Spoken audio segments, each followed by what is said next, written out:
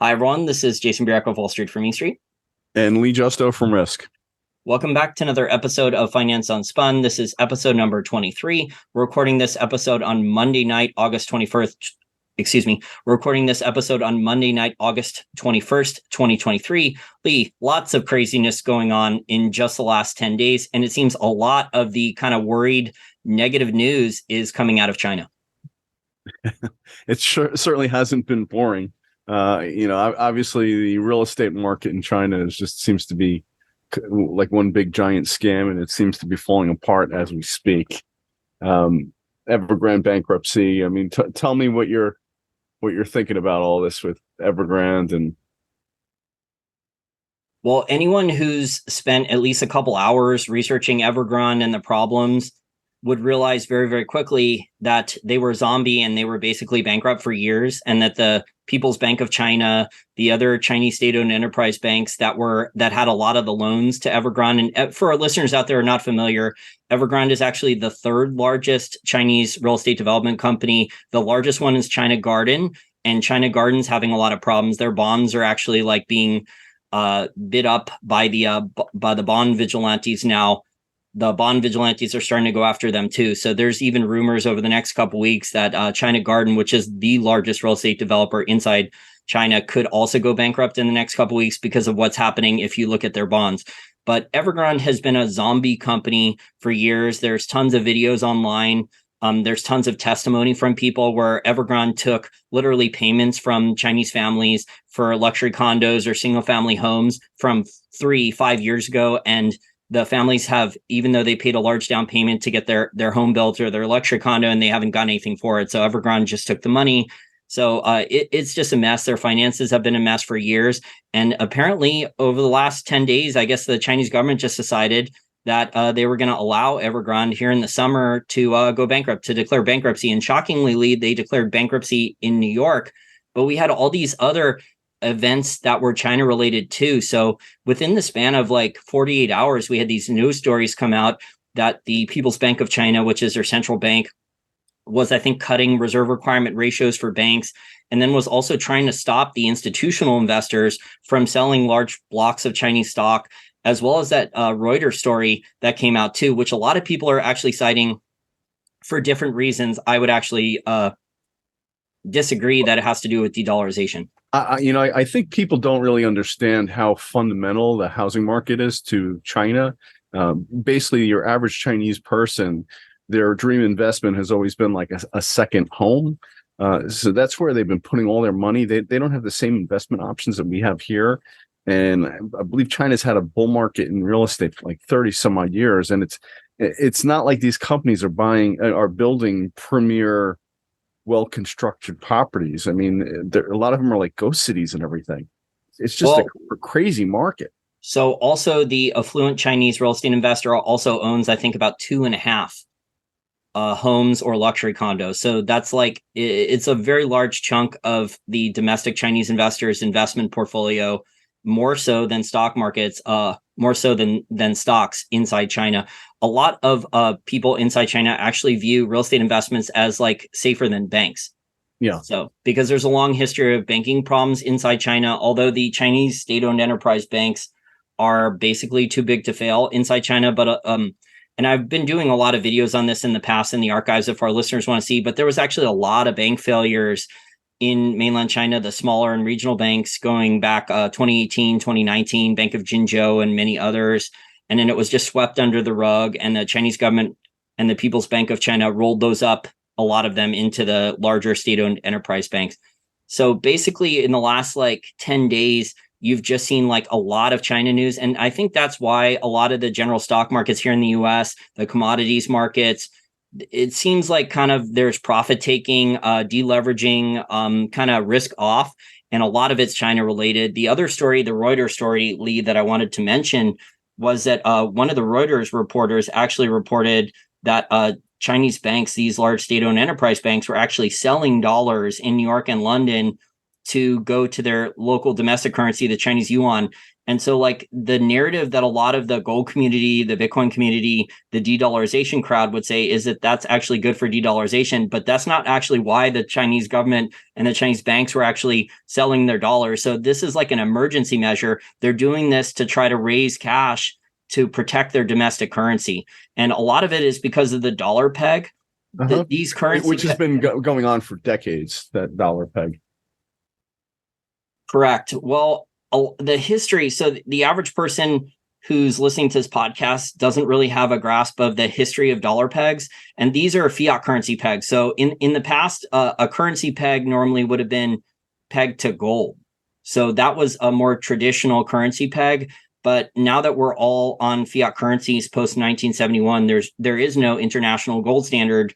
You've had these currency pegs, most of which are dollar pegs, implemented, and they're actually implemented by basically one man over the last couple decades. The guy's he does all these interviews on Kitco and stuff, and he's talked about it on podcasts, is Professor Steve Henke. So he's like the professor of applied economics, I think, Johns Hopkins or one of those major universities. And so after these emerging market countries had currency collapses or close to it, or potential hyperinflations, you'd have a scenario where, because he worked on Wall Street and was also an economics professor, these countries and central banks in emerging markets, say like after the Asian tiger crisis, he was hired to go and try to stabilize the currency. And what he just did was just implement dollar pegs. So where the domestic currency was pegged to the dollar with kind of a fixed exchange rate or a band. The problem with these currency pegs, they tend to work really well for a handful of decades. But then the domestic economy lead, because they're on a dollar peg, you get into these games where the domestic currency is not doing so well. The local interest rates in the domestic currency are much higher than dollar denominated debt. And so inside the domestic economy, either the government is borrowing in dollars and dollar denominated debt, or the businesses or the banks inside the domestic economy are borrowing in way too much dollar denominated debt. And now we have very similar problems to now. And over the last couple of decades, so these currency pegs, in my view, they actually, a lot of them, Lee, should have failed sooner. But there was tons of intervention behind the scenes by the Federal Reserve Bank and the large US banks to do secret bailouts. So if you go back and people are like, well, how do you know that this happened? Well, because James Turk actually, when he was an investment banker before he started Gold Money, he was an investment banker working in Europe and the US. And he actually was involved in these transactions, and he wrote about it in his book about 5 or 6 years ago with John Rubino. So he was documenting that behind the scenes with these currency pegs, there were tons of problems, and the bailouts were much, much smaller a few decades ago. They were like a few billion for Asian tiger here and there, or tens of billions here and there for the Asian tiger or Mexican tequila crisis. They weren't at the scope and the scale that things got to 2008, 2009 during that financial crisis and going forward. So these currency pegs have lasted for decades, Lee, but eventually you get in a situation with what's happened inside the domestic Chinese economy where there's many trillions of dollar denominated debt. For our listeners out there, the amount of credit inside the Chinese economy since 2007 has actually exploded. It's the fastest growing credit growth in world history. Well, just one example is Evergrande here.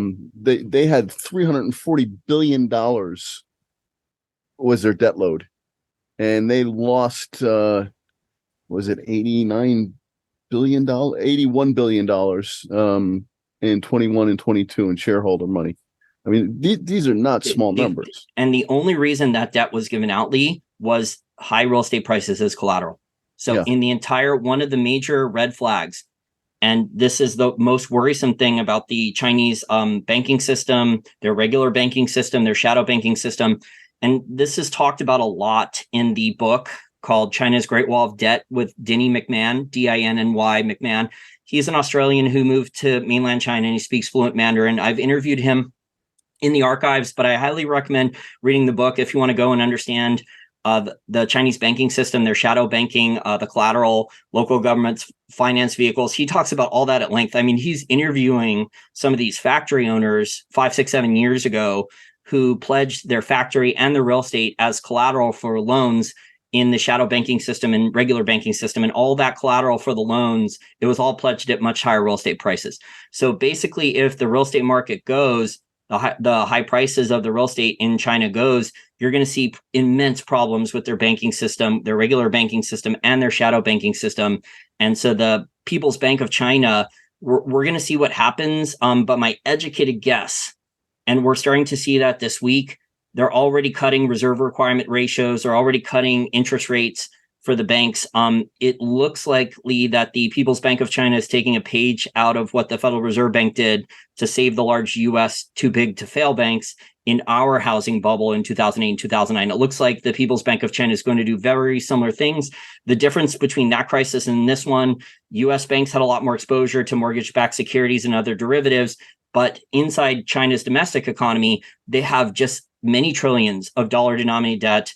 Also, the credit growth that I was talking about, Lee, just whether it's Chinese yuan debt or dollar-denominated debt, that credit grew inside China's domestic economy. In 2007, it was under $2 trillion, according to estimates inside their domestic economy. It grew to $50 trillion by 2019. Absolutely insane growth.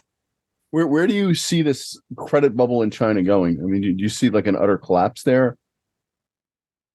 Well, the Chinese government has said that they actually want lower real estate prices so more people can buy and afford it and live in the homes. The problem, like I said, is their entire banking system, the collateral that was pledged for their regular banking system and their shadow banking was based on higher real estate prices. So that basically means that the banks, a lot of them, are more or less insolvent. And then I think we're going back. They're going to copy probably what the Federal Reserve, more or less what the Federal Reserve did, where the accounting laws, mark-to-market accounting was suspended. The FASB here in the United States, March of 2009, suspended the accounting laws for mark-to-market accounting for the large, too big to fail banks here in the U.S. I think we'll see something similar out of China. And I think what the central bank will do is drastically lower the reserve requirement ratios for their banks. They were already doing that the last couple of years, but I think they could take it down to zero. Very similar to what the Federal Reserve Bank did in 2008 and 2009 to save Citibank. We were talking before we started recording, Citibank was actually one of the worst and one of the major reasons why all the rules were changed so rapidly in 2008 and 2009. Because Citibank at one point was totally insolvent, even though the shares, I think, got down only about $3 a share. But Citibank was basically totally insolvent and they were leveraged close to 100 to 1. So that's why one of the major reasons why the Federal Reserve Bank lowered the reserve requirement ratio down to zero officially was and then changed the mark-to-market accounting rules was to try to save Citibank from all their shareholder equity being wiped out. And Citibank's chart looks terrible now. Well, they have a lot of credit card debt out to subprime. Yep. And I don't know their commercial real estate loan book, but their credit card loans tend to be to a lot of subprime borrowers. I mean, the domestic U.S. economy, I think the consumers tapped out. Anything else you want to talk about with China? Oh, yeah, I think we wanted to talk about some of the other problems in China with their currency and unemployment. Mm-hmm. So the narrative going around with China right now is deflation, deflation, deflation. If the currency right now for the exchange rate is 7.23 Chinese yuan to the dollar, I mean, if it heads to 7.5 Chinese yuan to the dollar, and maybe in a crisis scenario, it gets even worse than that.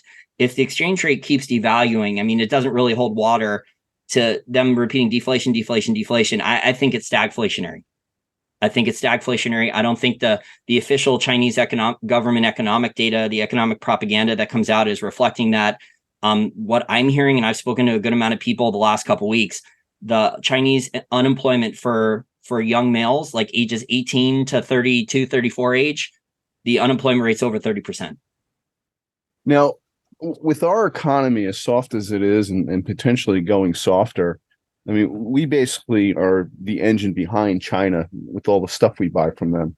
I mean, don't you think that's going to further impact the unemployment rate? Yes and no. I mean, exports are a big part of their economy. The other part is like their construction. So fixed asset infrastructure, real estate. It's just lookingly like China has a lot of problems inside their domestic economy. So they have the dollar denominated debt problem. They have their currency getting weak. I mean, the reason they're selling the dollars as reported by the Reuters reporter, the reason Chinese banks are selling dollars or doing other derivatives to try to stop their currency from weakening in London and in New York is not to de-dollarize. They're doing that to try to defend their currency, the exchange rate from the currency devaluing even faster against the dollar. So these are emergency measures. These are desperate measures by the Chinese government and their central bank to try to slow down the currency devaluation. Because if the currency devalues rapidly, I mean, if you're living inside China and you're just hearing deflation, deflation, deflation, but your currency is being devalued, your savings are being devalued, it's just a lie. Well, I mean, the cost of everything you buy is going to go way up. I mean, you're going to have inflation if your currency gets devalued. Yeah, you're going to have stagflation. So if you have high unemployment, and let me say why there's been high unemployment, because inside mainland China for the last 18 to 24 months, and people can go look it up in the headlines, a lot of Chinese tech companies, a lot of Chinese travel companies, a lot of Chinese real estate companies, there's been mass scale firings. You can go up and look up press releases from some of these Chinese tech companies and travel companies. They were firing like 20, 25%, sometimes 30% or more of their workforce in a couple months. There was just rapid scale firings. Now, I don't know how many have been hired back, but from what I'm hearing, they haven't really hired a lot of them back yet. It's a recipe for disaster. A recipe for stagflation. I mean, what you've seen in the narrative on financial Twitter and the mainstream financial media is that China is going to have kind of a soft landing similar to Japan, Japan from 30 years ago. But the big differences between China and China now and Japan from 30 years ago. I think the biggest difference is Japan was really kind of built on a pretty much solid economic base of manufacturing and technology and et cetera. China, there's just a lot of fraud and, you know, just look up ghost cities. I mean, it's not a stable economy, you know? I think that's a good point that you made. So Japan, there was a lot of really value-added manufacturing like Sony, Toyota, Honda, a lot of, quality companies making really good value-added products that is selling into European and American markets. There's not a ton of Chinese companies that are doing super high-end value-added manufacturing. A lot of the manufacturing is like Target, Walmart, Bed Bath & Beyond, like stuff on Amazon. It's cheaper, low manufactured goods. It's not the high profit margin stuff that Japan was doing. I mean, China's real estate bubble, though, is much, much larger than the one Japan had, the amount of credit that China had. No doubt. Absolutely. Japan. And the big difference, though, is in Japan, it was like real estate. I mean, it was solid quality real estate. In China, these buildings, a lot of them are just junk. They're falling apart as soon as they're built or before. They're not even finished. Exactly. So, it's just a house of cards built on sand, if you will. Yeah. So the narrative going around in mainstream financial media is that China is trying to engineer a soft landing like Japan. I don't think they'll be able to have a soft landing as similar to Japan. Also, if you're looking at some of the articles that are coming out recently, there's also like the fertility rate in China is dropping very, very rapidly. I think the new data showing that the fertility rate in China dropped by 20% just the last couple of years. A lot of that is because of coal-fired power plants and the pollution in the air, the water, in the major cities, in the tier 1, tier 2 cities in China. I mean, that causes a lot of fertility problems. China has major pollution problems, and they have for decades, and they just sweep it under the rug. Exactly. And Japan didn't have the similar type of fertility problems. Japan does have demographics problems now, but it's not because of pollution. I mean, China last year in 2022, they were permitting 2 coal-fired power plants per week. So the narrative in public is that China is leading green energy with making solar panels. No, I'm serious. Go look at the narrative. It's just so funny because I remember we shared the article about they have these like landfills with brand new electric cars. Everything's the empty lots. Yeah, you sent me the videos. Yeah, you sent me the video. So that those were Chinese government agencies buying massive amounts of electric vehicles, and then they were unused. They just sat there in giant parking lots, unused. Go ahead. Well, the other part is the rare earth mining. So China's making solar panels. China's making a lot of the components, the rare earth permanent magnets for the wind turbines and electric vehicles and some of the other stuff. But in order to do so, to mine the rare earth elements and separate them in the value chain for rare earths, I mean, it's toxic and radioactive. You can go and look this up. It's absolutely insane. The amount of chemicals, you're separating out radioactive thorium. There's no real product usage for thorium, so you have to store it somewhere. That's if you're a responsible government. Yeah, well. And then you're using tons and tons of chemicals like the air, water, and soil all around these rare earth mines inside China. It's unlivable, basically. It's fully toxic. I would imagine a lot of that's leaching out into the agricultural fields in China as well. And they do a fair amount of food production in that country. It is, and that's one of the reasons why that you're looking at a global wheat shortage. There's been a lot of crop failures, a lot of problems. The farmers didn't order the fertilizer because the natural gas price was so high, and fertilizer plants shut down. So you had I was going to say fertilizer production's way down, like 20 or 30%. I think I heard the other day. And this leads to a global wheat shortage. And then that's why you have a regional bank in Kansas fail, because guess what's the main product out of the state of Kansas, their main economic source of income? Agriculture, right? So, if Kansas wheat farmers have a 50-year worst crop yield in 50 years in Kansas, the banks that the farmers borrowed from, they probably can't get paid back. So that's why you had a regional bank in Kansas fail only a couple weeks ago. Yeah, regional banks have been a theme this year so far. We should. It's getting worse. Oh, yeah, no doubt about it. I mean, the 10-year Treasury yield hit a 15-year high today, and it's been 37 months. So it's the longest correction since the early '80s bull market in bonds and treasuries. That's a big move. The other thing for regional banks, Lee, is you had the Moody's downgrade last week or the week before. And now the other ratings agency, Standard & Poor's, is downgrading more regional banks too. So it's not getting better. And then the large banks announced a couple weeks ago they're tightening credit and the yields are going up. I mean, the banks just have, I think most of the regional banks, Lee, have not marked to market their bond losses. They have not marked to market their loan losses on credit cards, auto loans, I commercial real estate, small business loans. I can go on and on and on. I can only imagine how bad the credit card market's going to be. And this was before squeezed, Lee. And this was before student loan debt. The people with student loan debt had to start making the $500 a month payment again. Yeah.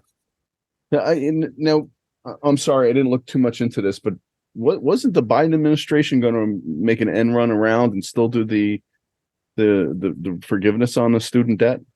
There's lawsuits. It's tied up in court. I think the Supreme Court ruled that it's unconstitutional, or at least one of the courts did. I'm not sure if they did, but I heard that Biden was going to make an end run around that decision and do it anyway. He can do an end run around the Supreme Court decision. That's pretty crazy. Yeah, no, that's. I just read that like a couple of days ago. I apologize for not reading deep into that. Another argument that rule of law in this country no longer matters, or is only selectively enforced. Well, that's spot on. It is selectively enforced. So we should talk a little bit about the domestic real estate market. What's been going on, because a lot of the economic pundits, including myself, have been talking about residential real estate and how it should be, kind of crashing with the interest rates being jacked up. But one thing everyone overlooked is the big corporations, like BlackRock, they're out there buying up these houses and they're flipping them into rentals. And it goes along with you'll own nothing and be happy. So it's becoming more and more difficult to purchase a home, because the interest rates are crazy right now compared to what we're used to, and the pricing hasn't come down. Well, there's not a lot of sellers. So, I mean, if you own a home and you locked in your mortgage rate, your 30-year mortgage here in the United States at 3% or close to 3% a number of years ago, why would you want to sell your home value that hasn't crashed and go and buy something? If you sold your home, go and pay taxes on it for selling it, and then go and buy something where you need a mortgage at 7 or 8% or more, depending upon your credit score. Well, and also they've been building units, but the housing units have been for rent. They're not building to sell to your entry level homeowner.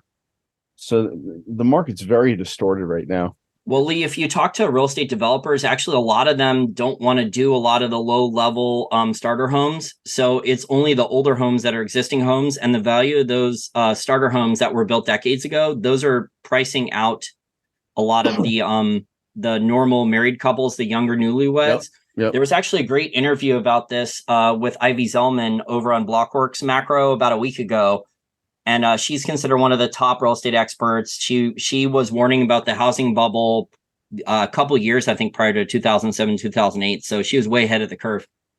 just great analysis there. And she was talking about stuff that I've been talking about, where that like a lot of these the people who normally buy starter homes in the past decades ago, they just can't afford it. So you have family members, you have parents, grandparents, other family members that are either paying for their down payment, their 20% down payment, or co-signing the mortgage, or they're paying for the whole home.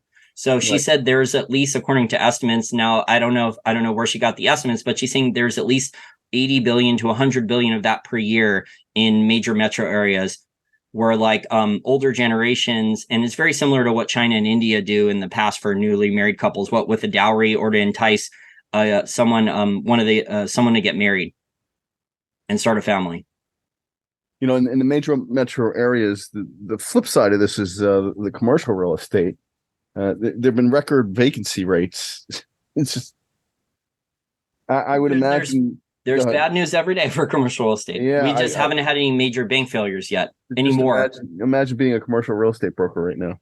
Well, did you see a couple weeks ago? So PacWest, there was 2 regional banks over the last month or two where people were warning the most. So one was PacWest and the other one is Zions Bank. And I think the government and private equity, there was a couple large entities that kind of chipped in. So there was kind of like a shotgun merger with PacWest and the Bank of California. So they kind of put together like a shitty merger to kind of calm things down temporarily. But I don't think that's going to really solve anything. But it's just showing you that Janet Yellen, she normally doesn't tell the truth. Her track record's atrocious. But one of the things she did say back in February or March was she said there's going to be a lot more bank mergers. Well, that's their plan. I mean, they want fewer banks. They want to concentrate things. Now, Lee, what did you say with U.S. Treasury and bonds? Oh, so the 10-year Treasury yield is at a 15-year high today. And it's also been 37 months, which is the longest correction since the early 80s bull market, when the bull market began. Wait, you mean 37 months of a bond bear market? Exactly. That is a long bear market, considering a lot of the bond bulls out there, the deflationistas on financial Twitter and YouTube, are the ones who are saying like bonds. It seems like a constant repetition. Bonds are the best buy. Bonds are the bond bull market's just around the corner. Bonds are going to be the best investment soon. Well, Jason, you just got to follow the money. Where are these guys getting paid? I don't know where they're getting paid. I mean, because like if you have a large financial channel on YouTube, you don't have to disclose a lot of that. Yeah, I know. Very true. You don't have to disclose who's paying you commissions for that stuff. Now, I know you wanted to talk a little bit about the gold miners and what's been going on in Barrick Gold. So why don't you get into that a little bit? Yeah, so we've had the earnings come out for the gold miners for the second quarter recently, and shockingly, and this is counterintuitive, because for the last 9 months, Lee, we've had relatively low diesel prices. I mean, diesel prices have cooled off a lot the last 9 months, and yet some of the mining companies, the costs, Newmont, I don't want to pick on Newmont Mining too much, because if you look across the board, the costs are up a lot, shockingly. So despite fuel costs going down, despite fuel costs going down, although recently they've rallied, but really the trend for the last 9 months since November 2022, you've had a lot of the diesel costs globally just come down. But Newmont's costly. They just put an all-in sustaining cost number out around $1,500 an ounce. For listeners out there who want cost comparison, in early 2020, their costs were around $1,000 an ounce. So this is the problem with the gold mining business, the silver mining business. When your input costs are low, the profit margins, and I've written about this in articles for patrons, the profit margins tend to only stay low for, a year or two. And then either the interest rates go up, the commodities prices go down. If the commodities prices stay up for a long period of time, you have a lot of these emerging market governments start to ask for higher royalty taxes. You have the mining unions in these countries start to demand, especially with inflation, Lee. So in these emerging markets, you've had a lot higher domestic inflation. As bad as stagflation has been here in the developed world, in the US and in Europe, the domestic inflation in emerging markets has been even worse. So you have all these mining workers that all want higher wages. Well, I think Newmont Mining in the second quarter, I think their wages, they said, were up about 50% over the last couple of years. So they've had big wage increases for labor from labor unions in a lot of their emerging markets. And then you have much higher cost of capital with the interest rate. So if they paid off their debt, but they want to use more debt to build a new mine, and then Newmont has a lot of problems at this Penasquito mine. For our listeners out there not familiar, Goldcorp owned Penasquito. That was one of their largest investments, and that almost bankrupted Goldcorp, I think around 2014 or 2015. And Goldcorp had to sell the company for literally pennies on the dollar out to Newmont, and Newmont inherited the mess that is Penasquito, and now Newmont is dealing with that disaster. But Newmont actually had around half for, I put this in articles showing the listeners, showing my patrons this 6 or 7 months ago, and I went through all the different mines that Newmont owned, and actually half of Newmont Mining's mines, the costs were over $1,400 an ounce 6, 7, 8, 9 months ago. And Newmont Mining Management was still claiming that their all-in sustaining cost 6 or 7 months ago was still $1,200. So I was like, well, they're claiming their costs are going to come back down to $1,200, and a lot of their mines, the costs were $1,500, $1,600 an ounce. I was like, this doesn't jive. I was like, eventually they're going to raise their guidance for what their costs are going to be, and this is the product that you've seen recently with their costs. It's going to be very difficult for them to bring the costs back down. It just depends, though, on what type of assets the mining company owns, and if the management team is really good at buying quality assets and, bringing a new mine on time and on budget, or figuring out how to lower the cost at the mine. But that's way easier said than done. The industry, though, in general, is not good for gold and silver miners, is not good at maintaining high profit margins, maintaining free cash flow, and keeping costs low. No, it's a very capital intensive industry, as we've talked about. Is there anything else you want to cover on the miner? Well, and then the other problem, Lee, your enemy is depletion.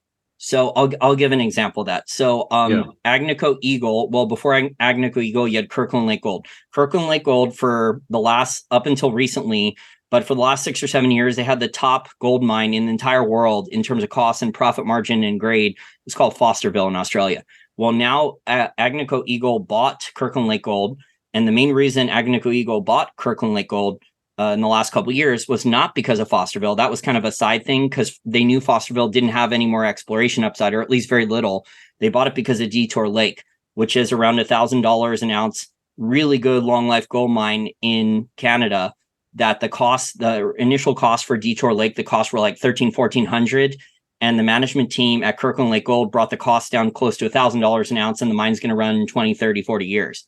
So, but Fosterville, which is in Australia, Fosterville is not the top gold mine anymore. So now you have a situation where Agnico Eagle, Detour Lake is probably the best asset that they got out of that deal. By far. Yeah. But my point, though, is that the Fosterville mine had a really good run for 5-6 years. And now all of a sudden the mine sputtered out. So anyone who bet on the Fosterville mine, and there was a number of royalty companies out there that were buying royalties on like all the exploration land around Fosterville, the odds of like them finding another 10, 20, 30, 40 years worth of high grade gold are pretty low. Yeah, I was going to say, I mean, you run out of the mine at some point. It just happens. And it depends. It depends if the mine has, say, 15 years of reserve life, and then you send geologists over to the asset and they're saying, well, most of the property has hardly even been drilled. And we could easily, once the mine has free cash flow, they could spend money in exploration drilling and add another 20 or 30 ounces. See, a good royalty company or a good mining company is going to send their geologists out there and their team of experts, and they're going to figure out that most of the property hasn't been drilled. The mine already has 15 or 20 years of reserves, and another 15, 20, 30 years of reserves can be added with more drilling. Right. So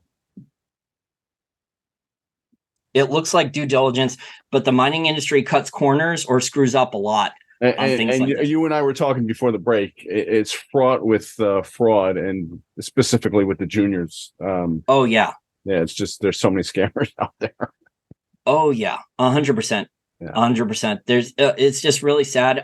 Especially in this environment. I mean, we're at such high interest rates that a lot of businesses, look at the businesses that are in trouble now. WeWork, is in trouble. A lot of the Silicon Valley companies that are just all marketing frauds. They're not actual businesses. Were any of that, was WeWork or any of those actually profitable? So in this environment, people, the average investor out there who's retired and has either institutional investor and has a lot of money to manage, or someone who's retired and has millions of dollars, is going to say, why should I take all this risk to go buy a risky technology company that has no profits when I can park cash in a money market fund, when I can park cash at US Treasury, a short-term US Treasuries, and earn close to 5%? And so this is what a lot of these companies are dealing with right now. So I want to talk a little bit about Bitcoin. I was watching an interview with Michael Saylor, and once again he was slamming gold. But just look at the price. I mean, it crashed. They were blaming it on Elon Musk's company. What is he calling it now? No, this is China related, in my opinion. It's liquidity driven. It's risk off. No doubt about it. But you know, like I remember when I was really starting to get into like looking at financial stuff. You follow the news, and they always come up with like some stupid excuse for something. It's like this obvious thing. They don't know anything, you know. Well, so what actual proof is there that all the Bitcoins were sold by SpaceX? So I mean, like, it's not like there's filings of this like a 13F. Yeah, it's but even in the equity markets, they say, you know, it's off on profit taking. Like, how do they know? They're just making stuff up out of thin air, you know. It's ridiculous. Well, I think a lot of this is profit taking, risk off. People, if you're a trader or an institutional investor and you have profitable investments in different companies, first of all, and we discussed this in the last episode, I think the Apple missing on earnings and the amount of lack of new iPhone sales, I think, is spooking people. Also, there's supply chain problems with the new iPhone too. So there's going to be problems with Apple hitting the numbers for the amount of iPhones they can sell. But at these interest rates, Lee, the average consumer out there, a lot of them cannot pay all cash or everything up front for a brand new iPhone. So a lot of people, and I was discussing this on the last episode of Finance Unspun, a lot of people have to pay a higher monthly payment. If you go to the T-Mobile store, AT&T store, and the employees, they'll tell you this, because they're just shocked if you pay up front for the whole phone right away. Because normally the way most people pay for one of these new phones is they're paying a higher monthly payment. It's all on credit. So they end up paying way more. Exactly. Yep. But in this environment, Lee, with interest rates where they are, credit card debt. Now, we didn't touch on the student loan payment. There was actually a survey out. Now, this is not the affluent person who has a small amount of student loan debt or is making $500,000 a year more and is relatively successful. The average person out there who maybe just graduated college or graduate school and has a shitty job and is barely making ends meet, the survey said 56% of those people, if they have to start paying $500 a month on their student loan debt, now that it looks like it's going to be restarted, they're probably not going to be able to pay their groceries. So I think the Apple news definitely scared people last week, but now all this China stuff is piling in. With the Bitcoin stuff, Lee, I think it's definitely China related. We were discussing this the last couple hours before we started recording. I think a lot of the Chinese elites have used Bitcoin and Tether, the crypto exchanges, to launder money without paying the massive amounts of fees out of mainland China for years. So Bitcoin has either been used for speculation on higher prices, or it's been used as a pit stop, an intermediary, if you will, for people in mainland China that are either connected to the Chinese Communist Party or Chinese billionaires, very affluent, to get their savings out of mainland China. They use Bitcoin, and then they convert Bitcoin sales after that to either dollars or euros. And then they either go buy real estate in another country, or they go and diversify and buy other assets in other countries. It's basically a form of money laundering for them. And if I was inside China, Lee, I'd be trying to get out of the Chinese yuan too. Yeah, well, especially with what's been going on there. You know, there's an old adage: "Don't fight the Fed." And you look at the Russell 2000 in the past year, and it's just really been in a trading range. I can't imagine us seeing any kind of substantive rally in any of the markets until we start seeing a massive influx of liquidity again. Well, especially if it's always a headwind when the dollar goes on a rally. So it's always a headwind because a dollar rally, for our listeners out there, and I've been talking about this at length, is basically a global margin call. You can go and listen to my interview with Brent Johnson of Santiago Capital. There is a lot of dollar denominated debt outside of the United States, whether that's a euro dollar market or inside China's domestic economy. A lot of that dollar denominated debt is in the Chinese banking system. Japanese banks also loaned, according to Kyle Bass. I had a discussion with him a couple weeks ago. He said Japanese banks have loaned about $2 trillion of dollar denominated debt into the domestic Chinese economy. He said that was shocking to him to learn. He said he found it out in his research. So that is another potential crisis point there that a lot of people are not figuring out yet, is that Japanese banks have a lot of exposure to Chinese real estate prices falling, Chinese real estate developers, and problems in the Chinese economy too. So this could be looking, it looks likely, my educated guess, if China Gardens, which is larger than even Evergrande, if we do have a bankruptcy from China Garden in the next couple of weeks, we could be looking at a Lehman Brothers scenario where these different central banks, the Federal Reserve Bank, the European Central Bank, Bank of Japan, maybe even the People's Bank of China, have to do some type of coordination, have to do some type of US dollar currency swap lines. It could get pretty ugly pretty quickly. Oh, no doubt. I'm trying to figure out what Citigroup's exposure is in China. I'm assuming it's got to be nowhere near as much as JP Morgan, and definitely nowhere near as much as HSBC. If you go back, so for listeners out there, go back and look up old investors' presentations that HSBC was putting out publicly from 2011 to 2017 or 2018. And they were bragging about all the locations they were opening up inside the Pearl River Delta in all the construction hotspots inside mainland China. So HSBC Bank, I don't know. I don't think all their accounting is going to be honest here. I don't know who's going to bail them out, if it's the European Central Bank, the Bank of England.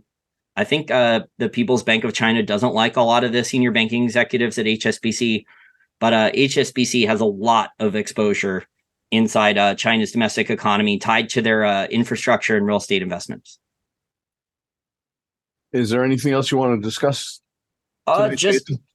Just commodities. So we had people asking questions about specific gold stocks. So like Sandstorm Gold and some of the other royalty companies. Look, if the gold price is going to continue to correct, the paper gold price in US dollars, it's going to be a tremendous headwind for all gold stocks. There's going to be very few gold stocks that will do anything positive or bullish in this environment. So if the gold price is heading lower, the dollar is rallying, credit's high, there's going to be very few gold stocks that are going to do well in this type of environment. Now, this is not the time necessarily to sell all of your gold stocks unless the gold mining company has a problem with debt on its balance sheet. The mining company has a problem with costs. So as I pointed out a couple of minutes ago, some of these mining companies, despite 9 months of lower diesel prices, their costs are still rising rapidly, which is kind of shocking. Maybe that's cost of capital. I will say that the price of diesel has gone up considerably over the past few months, and I know gas prices themselves hit a 2023 high so far. I think today or yesterday. So, well, honestly, Lee, all this data, and I don't know if it's in the consumer price index or what, where you're seeing that, but yeah, there's actually very strong demand here in the United States, shockingly, for gasoline, and globally, like oil demand hasn't collapsed like a lot of people were predicting. That's one of the major reasons why we've had an oil rally I know it's down a little bit, but the last couple of months we've had a nice little oil rally. Yep.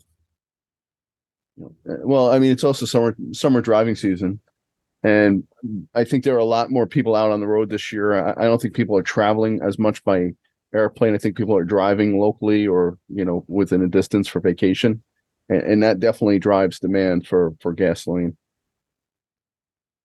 Yeah, the other thing I wanted to bring up was the consumer price index. So the consumer price index data that came out last week, that all the talking heads on mainstream financial media were saying, they're actually saying that airline tickets are falling. According to the data, it's saying that airline tickets are down 18%.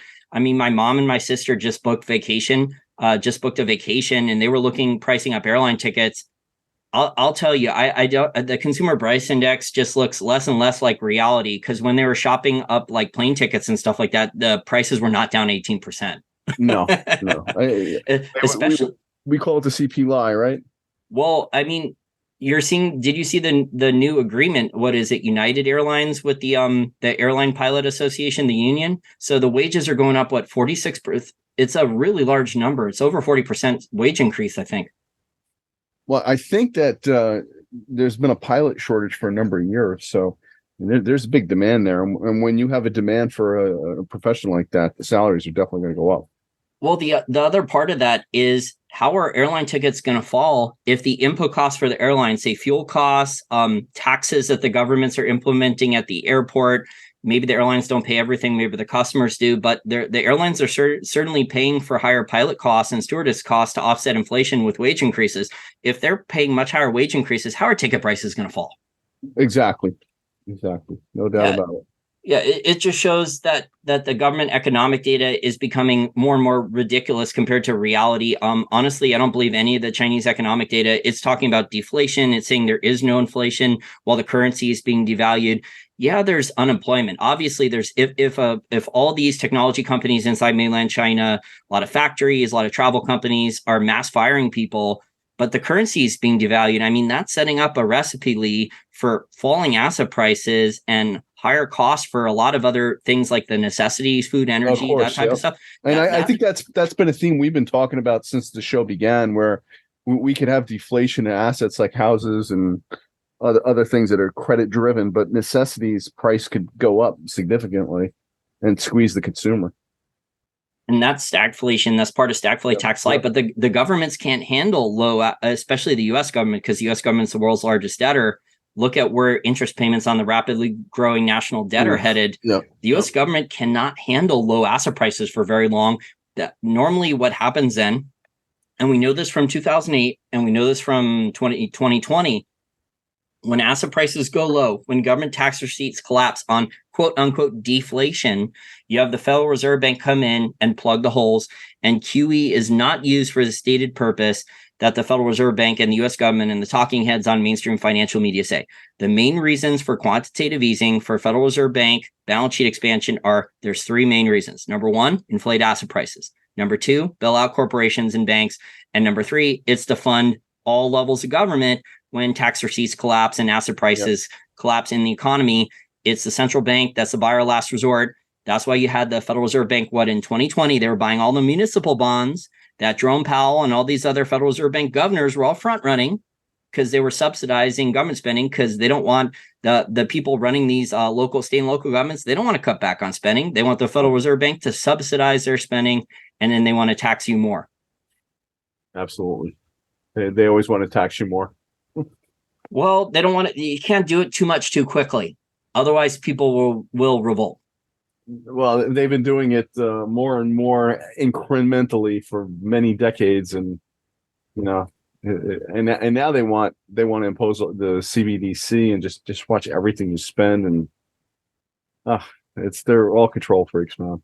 Anyway, and we've been talking about this in prior shows that the real inflation rate here in the United States, the Fed was saying that they had a 2% target inflation rate. Well, the real inflation rate for 20, 30 years, it was over 2%. Oh, no doubt. Over a long period of time, Lee, that adds up. That's a negative compounding for your savings and your standard of living. Oh, yeah. Well, I saw a chart. This was a while back, though. It was basically the Dow Jones Industrial Average adjusted for inflation, and it was basically flat throughout the whole bull market. I think that says it all. I mean, stock prices have gone up, but everything else has gone up too because the dollar's been devalued. Oh, and this stock rally that we've had here that the mainstream financial media labeled the bull market, it was only mostly 7 stocks. Yeah. I mean, the real market's, the Russell 2000. I mean, that's what you really need to look at for the state of the economy, if you will. But if I could wrap things up here for the end of our show for episode number 23 of Finance Unspun, I think we're going to start to see the lag effects now of 12 plus months, the rapid pace of Fed rate hikes, the dollar rallying. Looks like China's cracking. Japanese banks could be a knock-on effect of problems inside China, their domestic economy, real estate problems falling. And it looks like unless there's some type of reversal, it looks like we're heading into profit taking from institutional investors, risk off type of scenario, which means that certain commodity prices. I mean, the narrative is that people are selling gold because of high interest rates, but people might be selling gold because they need liquidity or cash to pay off credit card debt or dollar denominated debt. And in this type of scenario, it could get potentially ugly. We'll have to see. Chinese real estate developers look like one of the major ones. Japanese banks could surprise people. And then regional banks with the credit downgrades. The other one here with the lag effects and the higher rates, Lee, we're starting to see now big cracks from the former Silicon Valley unicorns, which were never really profitable, like WeWork and Airbnb, just big red flags there. Well, we're also coming into September, October, and that's always been a very iffy time frame for the markets. 100%. For listeners out there who have read books about market seasonality, and there's a number of really good books about that, including short books that are like 100 pages or so that go through that. The most stock market crashes in United States history have traditionally occurred in September and October. And a lot of that is because the bankers on Wall Street, they're away for most of the summer. They're at the Hamptons. They're in the Mediterranean. They're on vacation. And then as soon as they come back to their desks after Labor Day, they're relooking at everything and saying, hey, wait, things are much worse than I thought. It's time to exit positions. So we might see something similar. Yeah, and you get all the funds rebalancing in fourth quarter as well. So it's always a volatile time. I would watch the dollar. The VIX is also starting to creep up too. Yeah. Well, it's going to be an interesting September. I can guarantee that. I can absolutely guarantee it's going to be an interesting September. So anything else you wanted to cover, Jason? Nope. It's just going to be a situation here where you want a certain amount of cash on the sidelines and you want to wait and see if there's good buying opportunities for some of these low-cost commodity producers. Those of you who missed the oil rally, you might get an opportunity to buy some better stuff here. I still think that food and energy are going to be good long-term plays. There's definitely a global wheat shortage, and there's other problems other problems in food and energy. And a lot of farmers skipped planting season because of high fertilizer prices, and there's crop failures and crop yields are down, and there's droughts and stuff like that in a lot of areas. So unfortunately for the regular people out there like us, it's going to be a lot higher menu prices, a lot higher food prices, shrinkflation. When we go out to eat or at the grocery store, it's going to be the new normal going forward. Yeah, I think focusing on investing in necessities is where you should be going. And definitely keep some cash on the sidelines because we'll have to see what's going to happen. If China Garden does fail, it's going to create a lot of other problems with it, potentially Japanese banks and other foreign banks. Yeah. All right, Jason. Good as always. I always enjoy talking to you.